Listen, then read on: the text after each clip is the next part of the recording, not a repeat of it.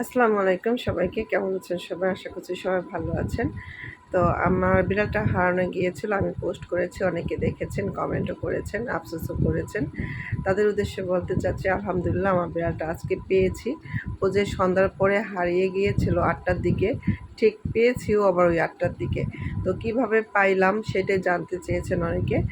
সেটা বলতেছে যে ও আমার বাসা থেকে বের হয়, বাসার পাশেই হচ্ছে, সামনেই হচ্ছে রাস্তা। তো রাস্তায় বের হলে ওখানে ছোট ছোট কয়েকটা বাচ্চা আছে, ওরা নিয়ে খেলে। তো মাঝে মাঝে ওরা নিয়ে খেলে, ওরা কোলে নেয়। তো এক বাচ্চা ওরা কোলে নিয়ে একটু দূরে নিয়ে কোলে রেখে চলে গেছিলো। তো সন্ধ্যা হয়েছিল, হয়তো রাত অন্ধকার হয়ে গেছিলো, ও আর হচ্ছে আসতে পারেনি। আর আমি তো ঘুমেছিলাম, আমি জানি ও ঘরে আছে, কিন্তু ও যে বের হয়ে গেছে সেটা আমি জানতাম না।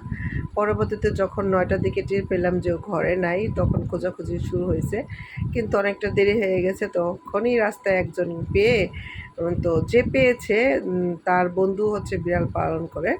তো সে তার বন্ধুকে বিড়ালটা নিয়ে দিয়েছে যে এটা তোর বিড়াল কিনা। দেওয়ার পরে তো এ কদিন তো আমরা পাইনি। তো সে আলহামদুলিল্লাহ মানুষটা ভালো ছিল, শুকরিয়া। তো খোঁজাখুঁজি করেছি। তো আমাদের শিবচরে একটা গ্রুপ আছে, মানে শিবচরবাসী গ্রুপ।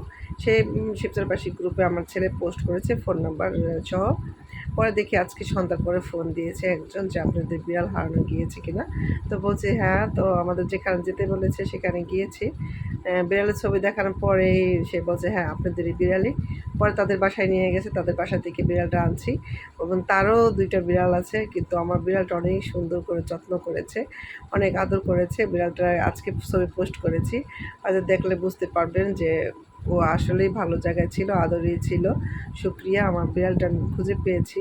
তার মানে কি হাসি বাপে মা হাসছে, বিড়াল হারাই গেছে, হাস্য রহস্য করছে। তো আমি হাস্য রহস্য যারা করছে তাদের উদ্দেশ্যে বলতে চাই যে আপনারা হয়তো হাস্য রহস্য করতে পারেন, কিন্তু ওকে যে লালন পালন করেছি ছোট থেকে, ও হচ্ছে একদম সন্তানের মতন আদর ভালোবাসা দিয়ে করেছি। আমার অনেক আদরের, অনেক খারাপ লাগে। হারাই গেলে যে এত খারাপ লাগবে আমি কখনো বুঝতে পারিনি। ও হারাই যাওয়ার পরে আমার এত খারাপ লেগেছে যে এখনও আমার চোখ ফুনে ফুলে আছে, কান্না চলে আসছে, এমনি কান্না চলে আসছে।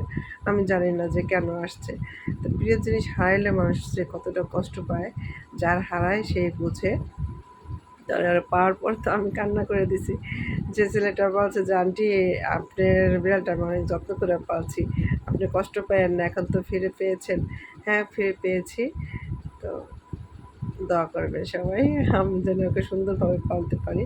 আমার জন্য দোয়া করবেন। সে মানুষ হোক আর পশু প্রাণী হোক, যাকে আদর ভালোবাসা পালবেন এবং প্রিয় থাকে, সেই জিনিসের জন্য সবসময় খারাপ লাগে।